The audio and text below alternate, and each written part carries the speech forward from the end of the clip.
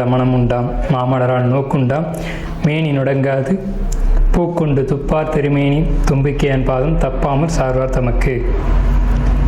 அன்பார்ந்த நேயர்களுக்கு இனிய வணக்கம். நாம் இந்த வீடியோவில் பார்க்கக்கூடிய தலைப்பு அப்படிங்கிறது தமிழ் புத்தாண்டு பலன்கள். அதாவது 60 தமிழ் வருடங்களில் இப்போ பிறக்க இருக்கக்கூடிய ஏப்ரல் 14ஆம் தேதி அன்று வரக்கூடிய தமிழ் பாரப வருஷம், இந்த பாரப வருஷத்தினுடைய தமிழ் புத்தாண்டு பலன்களை தான் நம்ம பார்க்க இருக்கோம்.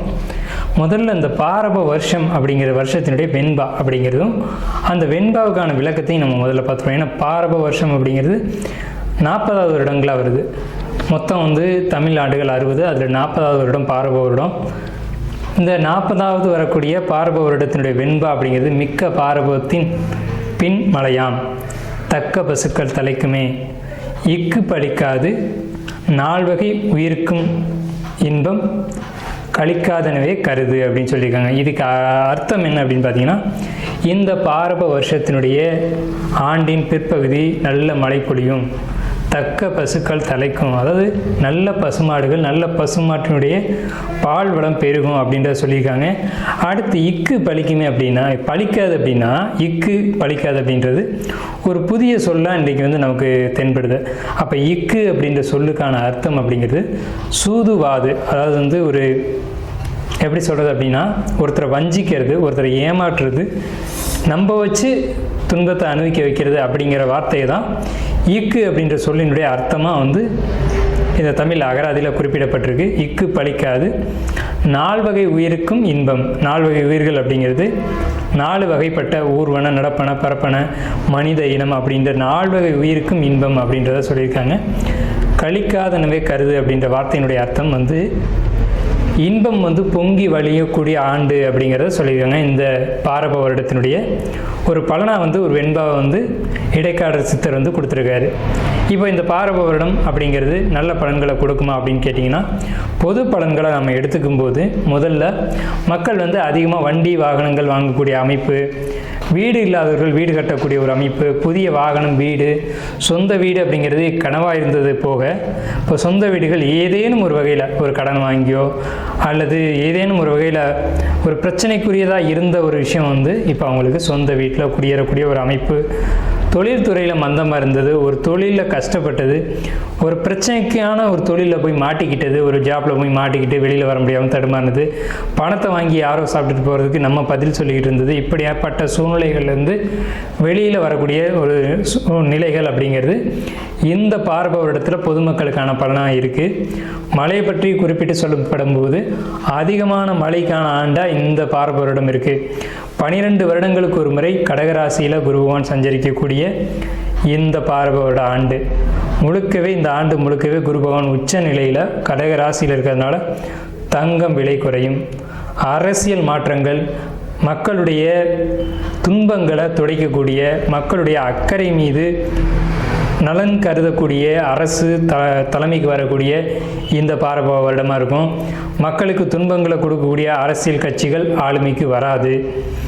அடுத்து பார்த்திங்கன்னா, பயிர் சேதம் அப்படிங்கிறது கொஞ்சம் கொஞ்சம் இருக்க தான் செய்யும். மக்கள் பொறுத்த வரைக்கும் நோய்கள் பாதிப்பு அப்படிங்கிறது இல்லவே இல்லை அப்படின்னு சொல்ல முடியாது. கண், வெப்பம், அதே மாதிரி அம்மை போன்ற நோய்கள் இதெல்லாம் கொஞ்சம் கொஞ்சம் இருக்க தான் செய்யும். பயிர்களை பொறுத்த வரைக்கும் நீர் நிரம்பி வழிகிறதுனால ஏற்படக்கூடிய பயிர் சேதம் அப்படிங்கிறது கொஞ்சம் கொஞ்சம் நிச்சயமாக இருக்கும். ஸோ அப்போ என்ன பண்ணலாம் அப்படின்னா, பயிர் எப்படி பயிர் மேலாண்மை அப்படிங்கிறதுக்கு இந்த காலகட்டத்தில் மக்கள் கவனம் அதிகமாக எடுத்துக்கணும். நல்ல விளைச்சல்கள் உண்டாகும். பணப்பயிர்கள் நிறைய விளையும். பணப்பயிர்கள்னு சொல்ல முடியும் போது நெல், கரும்பு, வாழை அப்படின்னு சொல்லக்கூடிய 3 பயிர்களும் மிகுந்த விளைச்சல்கள் உண்டாகி நல்ல ஒரு விளைச்சல் உருவாகும். இந்த ஆண்டில், அதாவது கடந்த ஆண்டில் பொருளாதார தட்டுப்பாடுகள் மிகுதியாக இருந்தது. பணத்தை பார்க்குறதே ஒரு அரிதான ஒரு விஷயமா இருந்த காலகட்டத்தில் இந்த சமயத்தில் பணம், பொருளாதாரம் அப்படிங்கிறது தேவைக்கு மிகுதியாக இவங்களுக்கு உங்கள் கையில் பணப்புழக்கம் அப்படிங்கிறதெல்லாம் மக்கள்கிட்ட இருக்கும். அப்போ மக்கள்கிட்ட பணப்புழக்கம் இருக்கும்போது சந்தோஷமான நிகழ்வுகள், சந்தோஷமான காலகட்டம் அப்படிங்கிறது இருக்கும். தங்களுடைய தேவைகளை பூர்த்தி செய்யக்கூடிய காலகட்டமாக இருக்கும்.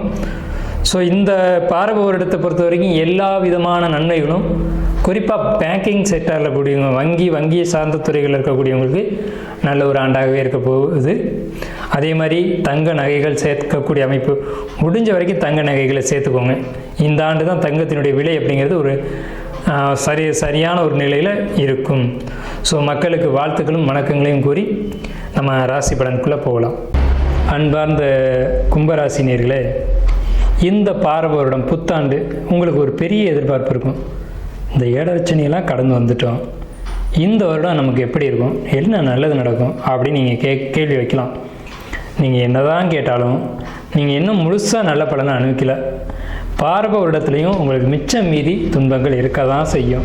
சரி, எந்த விஷயத்துலலாம் நல்லது இருக்கும் சார் அப்படின்னு கேட்டிங்க அப்படின்னா, கண்டிப்பாக நல்லது இருக்குது. என்னென்னு கேட்டிங்கன்னா, உங்களுக்கு 2ஆம் இடம், 12ஆம் இடம், அதே மாதிரி உங்கள் ராசிக்கு 10ஆம் இடம், இந்த வீடுகளை வந்து குரு பார்க்குறது மட்டும் நல்லது. மற்றபடி பார்க்கும்போது இடுப்பு, அடிவயிறு, முழங்கால் இந்த 3 இடங்களையும் வலி வர காத்துட்ருக்கு. பெயின் வரும், காரணமே தெரியாது. இடுப்பு வலிக்கான காலகட்டங்கள் உங்களுக்கு, அதாவது இடுப்பு வலி காலோடு வலிக்குது அப்படின்னு சொல்லுவாங்க இல்லைங்களா, அதுவும் லெஃப்ட் கால் தான் வலிக்கும், ரைட்டு கால் வலிக்காது. ஸோ இந்த இடது காலுடைய இடுப்பிலிருந்து கால் பாதம் வரைக்கும் வலிக்கக்கூடிய ஒரு வலி அமைப்புகள் அப்படிங்கிறதும், அதே மாதிரி பெண்களாக இருக்கும் பட்சத்தில் யூட்ரஸ் ப்ராப்ளம் அப்படிங்கிறதும் கொஞ்சம் தலை தூக்கும். அது அறுவை சிகிச்சை வரைக்கும் கூட போவதற்கான வாய்ப்புகள் உண்டு. ஆல்ரெடி அப்படி பண்ணியிருந்தீங்கன்னா கூட இப்போ பிரச்சனைகளை தூண்டி வரதுக்கான வாய்ப்பு உண்டு. அடுத்து பார்த்துக்கிட்டிங்க அப்படின்னா, உங்களுக்கு வருமானம் அப்படின்றதுல பிரச்சனை இல்லை, தொழில் வேலை அமைப்புகள் போன்றவற்றில் பிரச்சனை இல்லை. ஆனால் காரணமே தெரியாமல் ஒரு மன அழுத்தம் இருக்கும். ஹெல்த் வைஸ் பார்க்கும்போது உடல் ஆரோக்கியத்தில் ஜஸ்ட்டு மார்பகம் அப்படின்றத பொறுத்த வரைக்கும், இருதயம் அப்படிங்கிறத பொறுத்த வரைக்கும் ரொம்ப ரொம்ப ரொம்ப கவனமாக இருக்கணும்.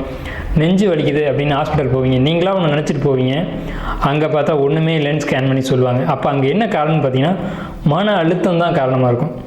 ஒன்றுமே இல்லாத போட்டு குழப்பிக்கிட்டு நெஞ்சு உண்மையிலே வலிச்சுட்டு தான் நீங்கள் நினச்சிக்கிங்க அல்லது சொல்லுவீங்க. கடைசியாக ஸ்கேன் பண்ணி பார்த்தா ஸ்கேன் பண்ணதே வேஸ்ட்டாக இருக்கும்.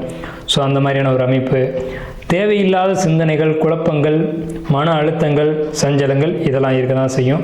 இதெல்லாம் உங்களுடைய மனதினுடைய தைரியத்தை வச்சு தான் நீங்கள் வந்து அதுலேருந்து விலகி வரணும். உங்களுக்கு இந்த காலகட்டம் அப்படிங்கிறது பிரச்சனைக்குரியதாக தான் இருக்கும். அப்படிங்கிறதுனால நீங்கள் அதை சமாளிக்கிற தகுதியை வளர்த்துக்கணும்.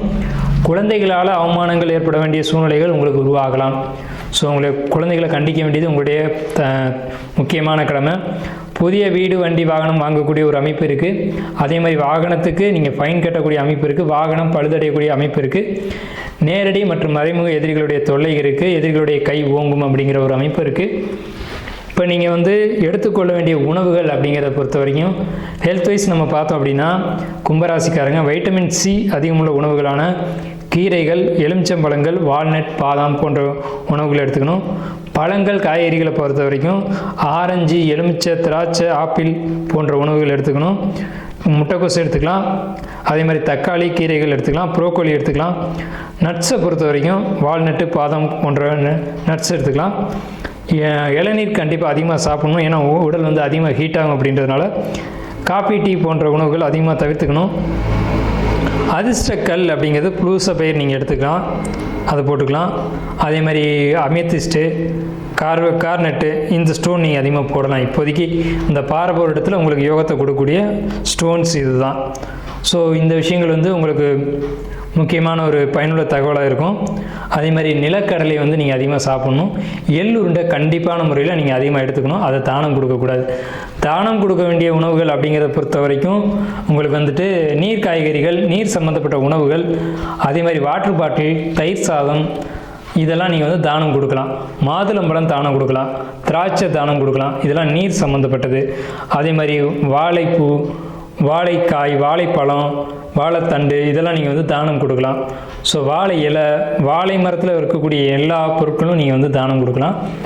ஆனால் நீங்கள் சாப்பிட வேண்டிய உணவுகள் அப்படிங்கிறது இரும்பு சத்து உள்ள உணவுகளும், அதே மாதிரி உங்களுக்கு வந்து இந்த இம்யூனிட்டி பவரை கூட்டக்கூடிய கால்சியம் சத்து நிறைந்த உணவுகளும், அதே மாதிரி எள்ளுருண்டையும் நீங்கள் அதிகமாக எடுத்துக்கணும். அதை தானம் கொடுக்கக்கூடாது. இப்போ நம்மளுடைய பலன்களை தெரிஞ்சுக்கிட்டோம். ஜோதிடத்தின் மீது ஆர்வம் கொண்டவங்களோ, அல்லது கிரக நிலைகளை பற்றி தெரிஞ்சுக்கணும்னு நினைக்கிறவங்களோ, அல்லது தனிப்பட்ட முறையில் ஜாதகம் பார்த்துக்கணும் அப்படின்னு நினைக்கிறவங்க, ஆன்லைன்லேயோ அல்லது நேரடியாகவோ தெரிஞ்சுக்கணும்னு நினைக்கிறவங்க, வாஸ்து தெரிஞ்சுக்கணும்னு நினைக்கிறவங்க, அல்லது வீடு பார்க்கணும், எங்களுடைய வாஸ்து குறைகள் இருக்குதுன்னு சந்தேகப்படுறோம் அப்படின்னு தெரிஞ்சுக்கணும்னு நினைக்கிறவங்களுக்கு ஒரு சின்ன ஒரு விஷயம் என்னென்னு கேட்டிங்கன்னா, நமக்கு ஸ்க்ரீனில் தெரிகிற நம்பருக்கு நீங்கள் கால் பண்ணி பதிவு பண்ணிவிட்டு எப்போ வேணாலும் நம்மளை வந்து கால் பண்ணலாம். பதிவு பண்ணிக்கோங்க. உங்களுக்கான சர்வீஸ் பண்ணி கொடுக்கறதுக்கு நம்ம காத்துட்ருக்கோம். நன்றியும் வணக்கமும் வாழ்த்துக்களும்.